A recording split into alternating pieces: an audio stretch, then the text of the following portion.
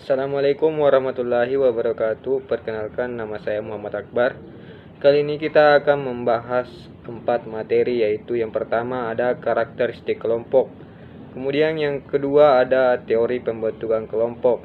Kemudian yang ketiga ada alasan berkelompok. Kemudian yang keempat adalah dimensi kepercayaan. Yang pertama yaitu karakteristik kelompok. Beberapa karakteristik yang menonjol dari suatu kelompok, yaitu yang pertama adalah adanya 2 orang atau lebih. Ya, tentu saja ya kita tahu bahwa dalam kelompok itu tentu saja ada terdiri dari 2 orang atau lebih. Tidak mungkin sebuah kelompok terbentuk jika tidak kurang dari 2 orang. Kemudian ada yang namanya berinteraksi satu sama lain. Jelas dalam kelompok itu terdapat banyak interaksi antara satu dengan yang lainnya. Bukan suatu kelompok namanya jika tidak ada interaksi dalamnya. Kemudian yang ada yang namanya saling berbagi tujuan yang sama. Tentu saja dalam satu kelompok kita mencari tujuan bersama. Kemudian adalah melihat dirinya sebagai suatu kelompok. Tentu saja kita tidak menjadikan diri kita sebagai diri kita sendiri dalam suatu kelompok. Kita menjadikan diri kita menjadi suatu kelompok. Bahwasanya kita tidak boleh egois dalam suatu kelompok. Kemudian teori pembentukan kelompok. Teori yang pertama adalah teori kedekatan.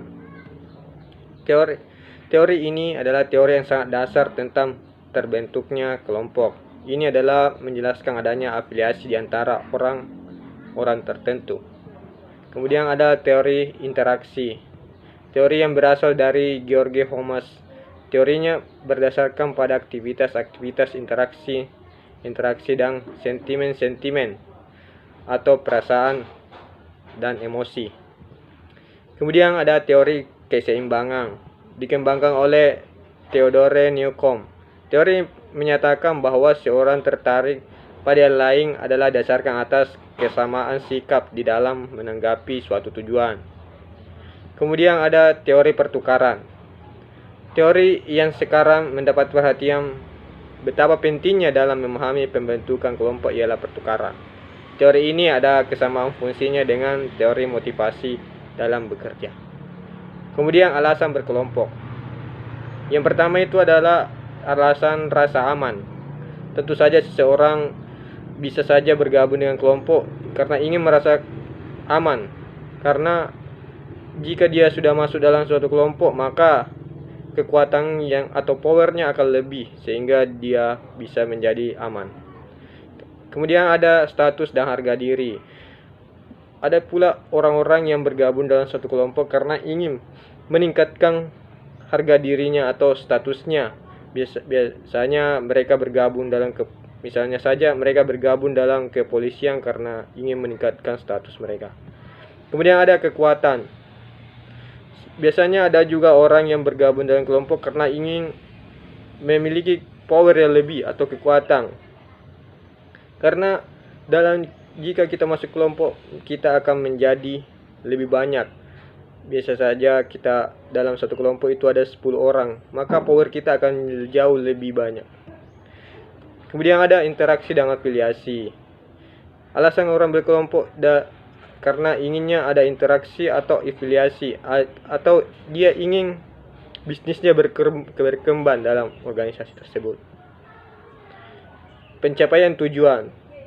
Alasan berkelompok selanjutnya itu pencapaian tujuan. Seseorang ingin bergabung kelompok karena ingin mencapai tujuan tertentu. Ada juga orang yang ingin mencapai tujuan karena ingin mendapatkan ilmu dan sebagainya. Kemudian kekuasaan. Seseorang ingin bergabung dengan kelompok karena ingin mendapat kekuasaan. Bisa saja ada seorang yang bergabung dengan kelompok partai karena ingin mendapatkan sebuah kekuasaan. Kemudian selanjutnya adalah 5 dimensi konsep kepercayaan. Integritas yaitu kejujuran dan bersikap sebenarnya. Itu adalah salah satu jika kita ingin mendapatkan kepercayaan dalam suatu kelompok. Kemudian kemampuan yaitu pengetahuan dan keterampilan teknis. Tidak mungkin kita masuk dalam suatu kelompok kelompok itu tidak membutuhkan kita karena kita tidak memiliki suatu keterampilan, maka dari itu kita memerlukan keterampilan. Kemudian ada konsistensi. Kita perlu memiliki konsistensi untuk dalam suatu kelompok tersebut. Kemudian untuk mendapatkan kepercayaan selanjutnya adalah mendapatkan kesetiaan.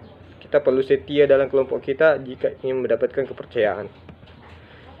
Sekian dan terima kasih. Assalamualaikum warahmatullahi wabarakatuh.